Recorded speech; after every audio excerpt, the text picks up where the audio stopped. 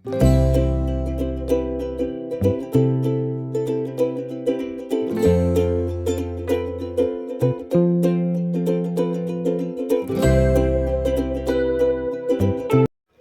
Hello ನಮಸ್ತೆ welcome to ಗೊಂಬೆ ಲೋಕ. ತುಂಬ ದಿನ ಆಯಿತು ಬ್ಲಾಗ್ ಕೂಡ ಹಾಕೋಕ್ಕಾಗಿರಲಿಲ್ಲ. ಇವತ್ತು ಹೊಸ ರೆಂಟೆಡ್ ಹೌಸಲ್ಲಿ ಹಾಲು ಉಕ್ಸ್ತಾ ಇದ್ದೀವಿ. ಮೊದಲು ಮನೆಯೊಳಗೆ ತುಂಬಿದ ಬಿಂದಿಗೆನ ತಗೊಂಡು ಹೋಗಬೇಕು ಅಂತ ಹೇಳ್ತಾರೆ. ಹಾಗಾಗಿ ನಾನು ಕೂಡ ಇಲ್ಲಿ ತುಂಬಿದ ಬಿಂದಿಗೆನ ತಗೊಂಡು ಹೋಗಿ ದೇವ್ರ ಮನೆಯಲ್ಲಿ ಇಡ್ತಾ ಇದ್ದೀನಿ. ನಂತರ ಪೂಜೆನೆಲ್ಲ ಸ್ಟಾರ್ಟ್ ಮಾಡ್ಕೋಬೇಕು. ದೇವ್ರ ಫೋಟೋಕ್ಕೆ ಮತ್ತು ವಿಗ್ರಹಕ್ಕೆ ಅರಿಶಿನ ಕುಂಕುಮನ ಹಚ್ಚಿ ಹೂವಿಟ್ಟು ಅಲಂಕಾರನ ಮಾಡಿದ್ದೀನಿ. ಹಾಗೆ ಒಂದು 5 ಥರದ ಹಣ್ಣು ಮತ್ತು ಒಂದು 11 ಬಾಳೆಹಣ್ಣು ಕೂಡ ಇಟ್ಟಿದ್ದೀನಿ. ನಂತರ ದೇವ್ರ ಮನೆ ಹೊಸ್ಲಿಗೆ ಅರಿಶಿನ ಕುಂಕುಮನ ಹಚ್ಚಿ ಹೂವಿಟ್ಟು ಅಲಂಕಾರ ಕೂಡ ಮಾಡಿದೆ. ನೋಡಿ ಗೊಂಬೆ ಆಟ ಆಡ್ತಾ ಇದ್ದಾಳೆ. ನಾನಿಲ್ಲಿ ಪೂಜೆಗೆ ರೆಡಿ ಮಾಡ್ಕೊತಾ ಇದ್ದೆ. ಹಾಗಾಗಿ ಅಮ್ಮನೇ ಆಟ ಆಡಿಸ್ತಾ ಇದ್ದಾರೆ ಗೊಂಬೆನ. ಹಿಂದಿನ ದಿನವೇ ದೇವ್ರ ಸಾಮಾನೆಲ್ಲ ನಾನು ತೊಳೆದಿಟ್ಕೊಂಡಿದ್ದೆ. ಹಾಗಾಗಿ ಇವತ್ತು ನನಗೆ ತುಂಬಾ ಈಸಿ ಆಯಿತು. ಅಮ್ಮ ಇರೋದ್ರಿಂದ ನನಗೆ ಅಷ್ಟೊಂದೇನು ಕಷ್ಟ ಅನಿಸಲ್ಲ. ಇಲ್ಲ ಅಂದರೆ ಗೊಂಬೆನ ಇಟ್ಕೊಂಡು ಅಡುಗೆ ಪೂಜೆ ಇದೆಲ್ಲ ಮಾಡೋದು ತುಂಬಾ ಕಷ್ಟ ಆಗೋಗೋದು. ಮಗುನ ನೋಡ್ಕೊಳ್ಳೋಕ್ಕೆ ಯಾರಾದರೂ ಒಬ್ಬರ ಜೊತೆಗೆ ಇರಲೇಬೇಕು. ಹಾಗೆ ಹೊಸ್ತನೆಲ್ಲ ತೊಳೆದ್ಬಿಟ್ಟು ಹಾಗೆ ಬಾಗಿಲು ಕೂಡ ಒರೆಸಿ ಅರಿಶಿನ ಕುಂಕುಮನ ಹಚ್ಚಿ ಹೂವಿಟ್ಟು ರಂಗೋಲಿ ಕೂಡ ಹಾಕಿದೆ. ಪೂಜೆನೆಲ್ಲ ಮುಗಿಸಿ ಇವತ್ತೇ ಮನೆ ಕೂಡ ಶಿಫ್ಟ್ ಮಾಡಬೇಕು. ತುಂಬಾ ಕೆಲಸ ಇದೆ ಇವತ್ತಂತೂ. ಮನೆ ಶಿಫ್ಟ್ ಮಾಡೋಕ್ಕೆ ಪ್ಯಾಕರ್ಸ್ ಆ್ಯಂಡ್ ಮೂವರ್ಸ್ಗೆ ಕೂಡ ಹೇಳಿದ್ದೀವಿ. ಆದರೂ ಮನೆ ಕೆಲಸ ಇದ್ದೇ ಇರುತ್ತೆ ಅಲ್ವಾ. ಮನೆ ಚೇಂಜ್ ಮಾಡೋದು ಇರೋದ್ರಿಂದನೇ ನಾನು ಇಷ್ಟು ದಿನ ವೀಡಿಯೋ ಮಾಡೋಕ್ಕೆ ಕೂಡ ಆಗಿರಲಿಲ್ಲ. ತುಂಬಾ ಕೆಲಸ ಆಗಿಬಿಟ್ಟಿತ್ತು ನಮಗಂತೂ. ಹಾಗೆ ಗೊಂಬೆ ನಾಮಕರಣ ಕೂಡ ಹತ್ರ ಬಂತು. ಆ ಕೆಲಸ ಕೂಡ ತುಂಬಾ ಇದೆ. ಹಾಗಾಗಿ ನಮಗೆ ವಿಡಿಯೋನೇ ಮಾಡೋಕ್ಕಾಗಿರಲಿಲ್ಲ. ತುಂಬಾ ಬ್ಯುಸಿ ಆಗಿಬಿಟ್ಟಿದ್ವಿ. ಗೊಂಬೆ ನಾಮಕರಣ ಯಾವಾಗ, ಡೇಟ್ ಏನು ಅಂತ ಕಂಪ್ಲೀಟ್ ವಿಡಿಯೋನ ನಿಮ್ಮ ಜೊತೆ ನಾನು ನೆಕ್ಸ್ಟ್ ಬ್ಲಾಗಲ್ಲಿ ಶೇರ್ ಮಾಡ್ತೀನಿ. ಬೊಂಬೆ ಬಂತು ಬಂತು ಬೊಂಬೆ ಬಂತು ಬಂತು.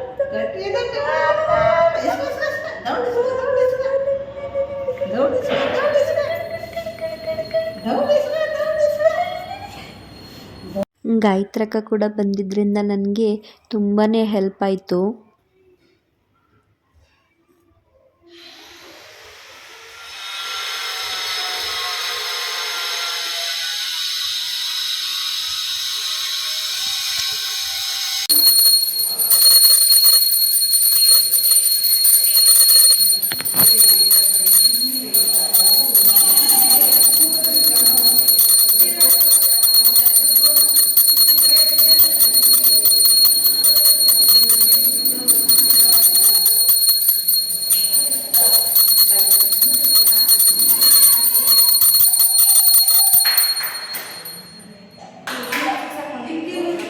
ಸಿಕ್ಸಂಗಿಲ್ಲ.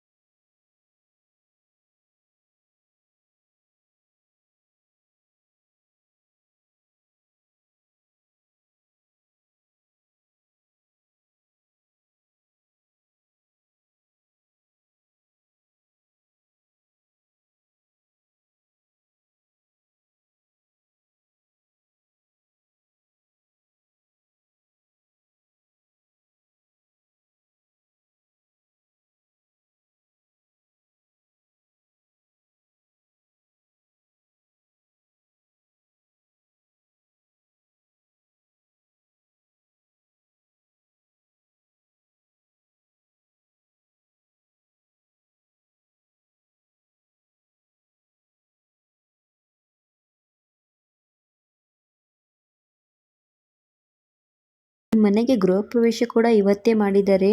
ನಾವು ಕೂಡ ಇವತ್ತೇ ಹಾಲು ಕುಸ್ತಾ ಇದ್ದೀವಿ. ಹೊಸ ಬಿಲ್ಡಿಂಗ್ ಆಗಿರೋದ್ರಿಂದ ನಾನು ಕೂಡ ಇಲ್ಲಿ ಒಂದು ನಿಂಬೆಹಣ್ಣ ದೃಷ್ಟಿ ತೆಗೆದು ಕಟ್ ಮಾಡ್ತಾ ಇದ್ದೀನಿ. ಆಲ್ರೆಡಿ ಬಾಗಿಲಿಗೆ ಓನರ್ ಕೂಡ ದೃಷ್ಟಿ ತೆಗೆದು ನಿಂಬೆಹಣ್ಣ ಕೊಯ್ದಿದ್ರು. ನಾನು ಅದಕ್ಕೆ ದೇವರ ಬಾಗಿಲಿಗೆ ಮಾತ್ರ ನಿಂಬೆಹಣ್ಣ ದೃಷ್ಟಿ ತೆಗೆದು ಕೊಯ್ತಾ ಇದ್ದೀನಿ.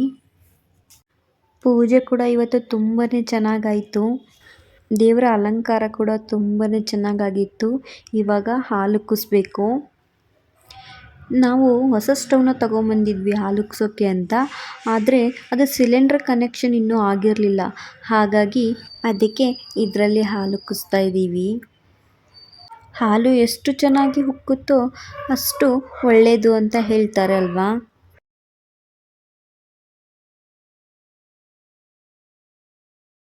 ಹಾಲು ಕೂಡ ತುಂಬಾ ಚೆನ್ನಾಗಿ ಉಕ್ಕಿ ಬಂತು. ನನಗಂತೂ ತುಂಬಾ ಖುಷಿಯಾಯಿತು. ಇದು ಹೊಸ ಬಿಲ್ಡಿಂಗ್ ಆಗಿರೋದ್ರಿಂದ ಕುಂಬಳಕಾಯಿನ ಹೊಡೀರಿ ಅಂತ ಹೇಳಿದರು. ಹಾಗಾಗಿ ಸಂತು ಇಲ್ಲಿ ದೃಷ್ಟಿನ ತೆಗಿತಾ ಇದ್ದಾರೆ.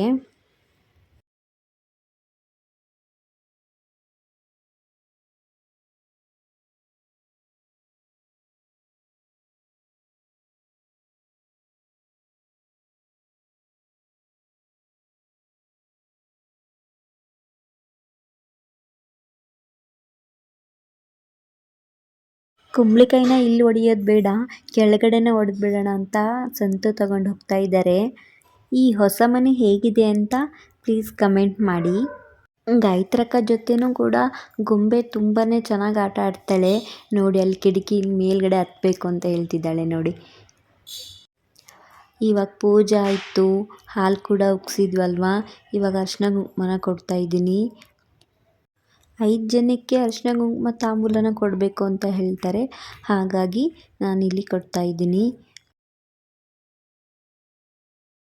ಗೊಂಬೆ ಬೆಳಗ್ಗೆ ನಮ್ಮ ಜೊತೆನೇ ಎದ್ಬಿಟ್ಲು. ಹಾಗಾಗಿ ಇವಾಗ ಮಲ್ಕೊಂಡಿದ್ದಾಳೆ. ಆಲ್ರೆಡಿ ಲೇಟಾಗಿ ಹೋಗಿತ್ತು. ತಿಂಡಿ ಕೂಡ ಏನು ಮಾಡಿರಲಿಲ್ಲ ಮನೆಯಲ್ಲಿ.